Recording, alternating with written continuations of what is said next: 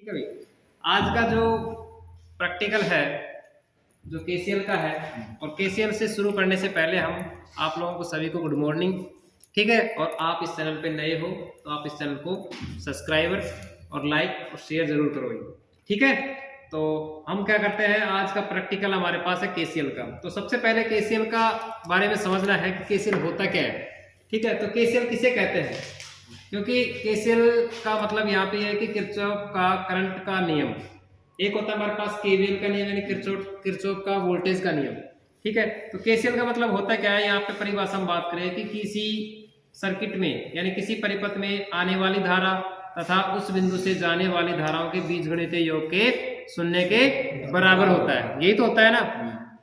तो देखिए यहाँ से हमारे पास क्या होना चाहिए कि हमारे पास टोटल करंट होने चाहिए, और उसमें जितने धारे जंक्शन से जितने धारा जा रही है, ठीक है, तो वो हमारे पास क्या होना चाहिए, बराबर होने चाहिए। देखिए यहाँ पे सर्किट हम बनाते हैं यहाँ पे। तो जैसे हमारे पास ये सर्किट है, ठीक है, तो यहाँ से हमने सर्किट बनाया और यहाँ से हमारे पास क्या बना दिया, हमने जंक्शन बनाया। और जंक्शन से हमारे पास क्या है, एक धारा इधर जा रही है, एक धारा इधर जा रही है। तो यहाँ पे आ रही है यानी कि आई होगी, और ये हमारे पास कौन सी होगी, जा रही है यहाँ से, इस बंदे से जा रही है ना, तो हमारे पास कौन सी आई, और ये भी यहाँ से जा रही है, तो ये आई। तो I1 I2 और I3, यही तो होता है ना। अब देखिए यहाँ पे आने वाली धारा कौन सी है, I1 है बराबर, और जाने वाली धारा कौन सी है, I2 प्लस I3, यही तो होता है। इसके बराबर क्या होना चाहिए हमारे को, 0 होना चाहिए। ये तो होता है केसीएल का नियम, यानी कि जिस बिंदु पर आने वाले, ये हमारे पास क्या है, इसका जंक्शन है। क्या है ये, जंक्शन है, जिसको हम नोड बोला जाता है। ठीक है, जिस बिंदु के ऊपर धारा पहुंच रही है उस बिंदु से जा रही है। ठीक है, तो अब ये तो हमारे पास इसका परिभाषा हो गई केसीएल की, यानी कि जो आने वाली धारा और जाने वाली धाराओं के बीजगणितीय योग के शून्य के बराबर। अब जैसे हम बात यहाँ पे ये करते हैं कि इसका प्रैक्टिकल करते हैं, तो प्रैक्टिकल करने से मतलब यहाँ पे ये है कि हमारे पास जितनी धारा आ रही है, आई जितनी आ रही है, और जितने हमारे को उस बिंदु से जा रही है, उन सभी का क्या करेंगे हम, सक्सेसफुल होता है नहीं होता है प्रैक्टिकल के बारे में उसका जानकारी करेंगे। किलोमीटर निकालने। ठीक है, तो अब देखिए हम सर्किट बनाते हैं। तो हमारे पास 3 लैंप हमने लिए हैं। ठीक है, ये वाले 3 लैंप हमने ले लिए हैं। ठीक है, और 3 लैंप को क्या करेंगे हम, इस सर्किट के अनुसार इसको समझते हैं। तो देखिए यहाँ पे हमारे पास क्या है, एक लैंप हमने ये ले लिया। ठीक है, क्या ले लिया हमने, एक लैंप ले लिया, और इसी लैंप से हमने क्या कर दिया, एक दूसरा लैंप लेते हैं। ये दूसरा लैंप ले लिया, और ये हमारे पास तीसरा लैंप ले लिया हमने। ठीक है, 3 लैंप हमने लिए हैं। अब देखिए यहाँ से 3 लैंप लेने का मतलब यहाँ पे ये है कि सभी का दोनों का जो संगम बिंदु है, वहां से हमारे पास क्या होना चाहिए, फिक्स होना चाहिए। ठीक है, और यहाँ से हमारे पास इस लैंप से मिलाना है अपन को, और इस लैंप से हमारे को यहाँ लेना है। ठीक है, तो लैंप हमारे पास L1 हो गया, L2 हो गया, और L3 हो गया। क्लियर। अब देखिए यहाँ पे ये हमारे पास इसका जंक्शन हो गया। जैसा हमने सर्किट बनाया, जैसे परिभाषा दी, उस परिभाषा के अनुसार हमने लैंप लगा दिए। ठीक है, अब देखिए मान के चलो यहाँ से हमारे पास फेस हो गया, और ये हमारे पास क्या हो गया, न्यूट्रल हो गया। सिंगल फेस सप्लाई देते हैं। अब जैसे हमारे पास इस सिंगल फेस सप्लाई अगर देंगे इसके अंदर, तो तीनों लैंप क्या होने चाहिए, कार्य करने चाहिए, यानी ग्लो करने चाहिए। अब देखिए यहाँ से समझने की कोशिश करना कि जैसे हमारे पास जो पहला L1 लैंप है, ये सबसे ज्यादा प्रकाश देगा। क्यों, क्योंकि यहाँ पे करंट का मान सबसे ज्यादा रहेगा ना। क्योंकि यहाँ पे मान लें सपोज देन कि यहाँ पे 3 एम्पियर धारा ले रहा है, तो 3 एम्पियर इस लैंप पे रहेगी, और जो 3 एम्पियर धारा यहाँ पे इस लैंप में आधी चली जाएगी, इस लैंप पे भी आधी चलाएगी। 1.5 एम्पियर इधर रहेगी, 1.5 इधर रहेगी, तो हमारे पास टोटल कितनी हो गई, 3 एम्पियर हो गई। तो जितना लैंप यहाँ पे जल रहा है ना, इतना लैंप दोनों कार नहीं जलेंगे, क्योंकि ये कम जलेंगे। समझ रहे मेरी बात को। क्यों, क्योंकि यहाँ पे धारा यहाँ पे आधी होगी ना इसकी, तो ये जितना प्रकाश दे रहा है उसका आधा क्या हो जाएगा, लैंप जलेगा, दोनों आधे आधे, और दोनों को एक साथ मिला देंगे तो हमारे पास पूरा लैंप जलना शुरू हो जाएगा। ठीक है, तो ये है इसका सर्किट डायग्राम। समझ में आ गया होगा सभी के समझ में आ गया।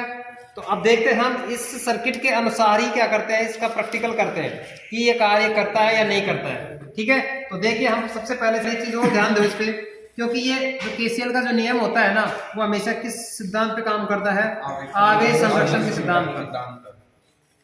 आवेश संरक्षण के सिद्धांत पे, और जो केवीएल का जो नियम होता है ऊर्जा संरक्षण के सिद्धांत पे काम करता है। समझ गए बात को?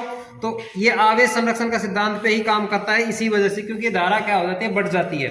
ठीक है, ये हमारे पास धारा बढ़ने का मतलब यहाँ पे ये है कि समांतर में कनेक्शन हो रहा है ना, क्योंकि वोल्टेज क्या होता है, श्रेणी क्रम में समान होता है, सॉरी श्रेणी क्रम में तो वोल्टेज अलग अलग होता है और धारा क्या होती है, समान होती है। और यहाँ पे जो केसीएल है वहां पे धारा का डिवाइडेशन हो रहा है, बंटवारा हो रहा है। तो इसी प्रकार से हम क्या कर सकते हैं, धारा का विभाजन किया जाता है। ठीक है, तो देखिए हम इसका प्रैक्टिकल करते हैं। तो जैसा हमने सर्किट बनाया, सर्किट के अनुसार हमने 3 लैंप लिए, ये वाले 3 लैंप हमने ले लिए, और तीनों लैंप को क्या करते हैं हम, जैसा सर्किट बनाया उसी सर्किट के अनुसार हम काम करते हैं। देखिए यहाँ पे हमारे पास सबसे पहला हमारे पास एक लैंप हमने ले लिया, ये वाला लैंप ले लिया हमने। ठीक है, ये लैंप हमने लिया, तो इस लैंप का जो 2 सिरे हैं हमारे पास, ये वाले, देखिए इस लैंप के हमारे 2 सिरे हैं, है कि नहीं है? ये लैंप हमने ले लिया। अब जैसे का हमारे पास संगम बिंदु यहाँ से बना दिया हमने। ठीक है, अब दूसरा लैंप होल्डर हम लेते हैं यहाँ से, ये वाला। ठीक है, और दूसरे का 2 सिरे हैं, ये वाला दूसरा सिरा, ये वाला।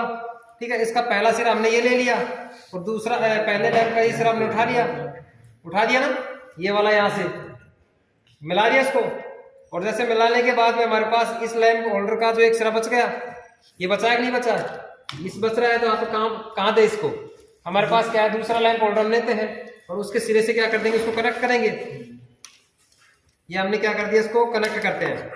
देखिए यहाँ से जैसा सर्किट हमने बनाया है ना, उस सर्किट के अनुसार ही क्या करते हैं, इसको ये कनेक्शन हमने कर दिया। देखिए जैसा हमने सर्किट बनाया है ना, उस सर्किट के अनुसार कनेक्शन हुए कि नहीं हुए हमारे। देखिए ये वाला सिरा, ये वाला सिरा। ठीक है, अब क्या करेंगे, इससे हमारे पास एक लैंप होल्डर निकल गया, कनेक्शन लीड निकला है ना, तो इसको कनेक्शन कहाँ जोड़ेंगे हम, इस वाले में, क्योंकि यहाँ पे क्या बना रहे हैं हम, एक जंक्शन बिंदु बना रहे हैं ना। और जंक्शन बिंदु बनाने का मतलब यहाँ पे कि यहाँ जैसे धारा का डिवाइडेशन हो रहा है, धारा का डिवाइडेशन का मतलब यहाँ पे कि यहाँ पे 3 एम्पियर आ रही है, तो यहाँ पे 1.5 एम्पियर आएगी, तो दोनों का क्लियर हो गया। यहाँ से इसको हमने मिला दिया। अब देखना कि हमारे पास जो तीसरा जो लैंप होल्डर हमने लिया है, उस तीसरे लैंप होल्डर के इस वाले सिरे से, यानी कि इस टर्मिनल पे हम क्या करेंगे, या इस पे लगा दो आप। ठीक है, तो इस वाले पे लगाएंगे, तो हम एक तार और लेते हैं, ये तार हमने ले लिया। ठीक है, जो हमारे पास यहाँ से, अब देखना लैंप का हमारे पास एक सिरा तो ये बचा है और एक सिरा हमारे पास ये बचा है, बच गया ना। इसी प्रकार से अब ये दोनों क्या किसके हो गए, फेस और न्यूट्रल के हो गए।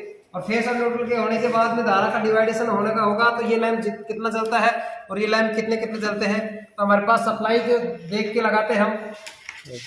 ठीक है, तो सप्लाई, ठीक है, ये हमने लैंप लगा दिए, ये तीनों लैंप हमने लगा दिए। ठीक है, और ये तीनों लैंप लगाने के बाद में काम किस हिसाब से करेगा, किस प्रकार से करेगा, तीनों प्रैक्टिकल हमारा सक्सेसफुल है कि नहीं है। ठीक है, तो 2 हमारे पास ये हो गए। ठीक है, तो हम इसका प्रैक्टिकल करके देखें। ठीक है, इसको कर ले भाई, आप करें।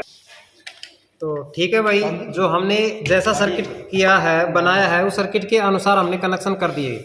अब देखिए इसकी खास बात क्या होगी कि जैसे हमारे पास हमने 3 लैंप लगाए, तो इसमें सबसे ज़्यादा जलने वाला गर्म जो रोशनी देगा वो ये लैंप देगा। ठीक है, और सबसे कम दोनों ये देंगे, ये क्या देंगे, कम रोशनी देंगे। ठीक है, तो ये दोनों लैंप है वो कम रोशनी देनी चाहिए, और ये लैंप है L1, ये लैंप क्या करेगा, ज़्यादा रोशनी देगा। क्योंकि हमने क्या किया है कि सबसे ज़्यादा करंट मान लिया कि इसके अंदर है, तो क्या होगा, रोशनी ज़्यादा देगा। और ये इन दोनों के अंदर करंट क्या है, कम है, तो यहाँ पे रोशनी क्या होगी, कम होगी, लैंप कम जलेगा। तो ये दोनों इसी प्रकार से जलने चाहिए जैसा हमने किया है। तो इसका सर्किट हमने बनाया है, उस सर्किट के अनुसार हमने क्या करते हैं, इसके सप्लाई चालू करते हैं। ये 2 तार इसके हो गए, इन दोनों तारों क्या करेंगे, सप्लाई के अंदर लगाते हैं। देखिए यहाँ पे तो पहला लैंप हमारे पास ये था, और ये पहला लैंप तेज जल रहा है, देखिए यहाँ पे जल रहा है ना। तो ये दोनों का, इन तीनों लैंपों का क्या है, जंक्शन है। ठीक है, और तीनों लैंपों का जंक्शन नहीं, तीनों लैंपों का जंक्शन ये हमारे पास ये है, और ये है जंक्शन हमारे पास इन दोनों का। और यहाँ से हमारे पास न्यूट्रल सप्लाई हमने ले रखी है। इन तीनों का जो जंक्शन यहाँ से बन रहा है, और ये दोनों लैंप क्या कर रहे हैं, कम ग्लो कर रहे थे, कुछ चस रहे हैं ना, दिख रहे हैं आप लोगों को सभी को। तो इसका मतलब यहाँ पे हमारे पास केसीएल का जो प्रैक्टिकल है वो सक्सेसफुल हुआ है नहीं हुआ। क्यों, क्योंकि यहाँ पे सपोज देने मान लो कि इसके अंदर 5 एम्पियर धारा आ रही है। ठीक है, तो इन दोनों के अंदर 2.5 एम्पियर होनी चाहिए। ठीक है। टोटल करंट हमारे पास 5 एम्पियर है, इस लैंप से 5 एम्पियर है, तो ये लैंप क्या कर रहा है, ज्यादा जल रहा है, कर रहा है ना। और इसके अंदर वो करंट का मान कम है, तो इसका मतलब क्या हुआ है कि यहाँ पे लैंप कम प्रकाशित हो रहा है। तो इसका मतलब क्या है कि दोनों के अंदर धारा क्या होगी, डिवाइडेशन हो गई, यानी बंटवारा हो गया, यहाँ से हुआ है। ठीक है ना। ये हमारे पास कौन सा प्रैक्टिकल था आज का, केसीएल का, यानी किरचॉफ का करंट का नियम।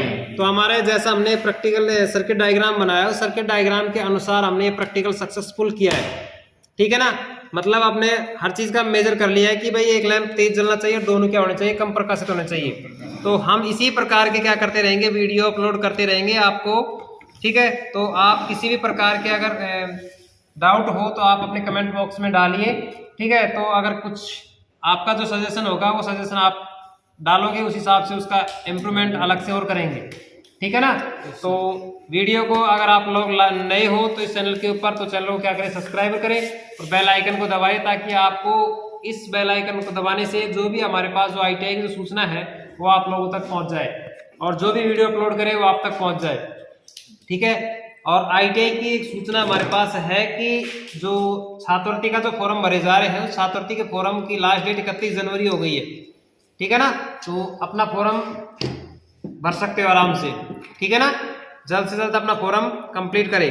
ठीक है। तो आज का ये प्रैक्टिकल हम यहीं समाप्त करते हैं, नेक्स्ट प्रैक्टिकल हम कल डालते हैं। ठीक है ना। तो ज्यादा से ज्यादा लोग क्या करें, वीडियो को शेयर करिए भाई। ठीक है। धन्यवाद। जय हिंद।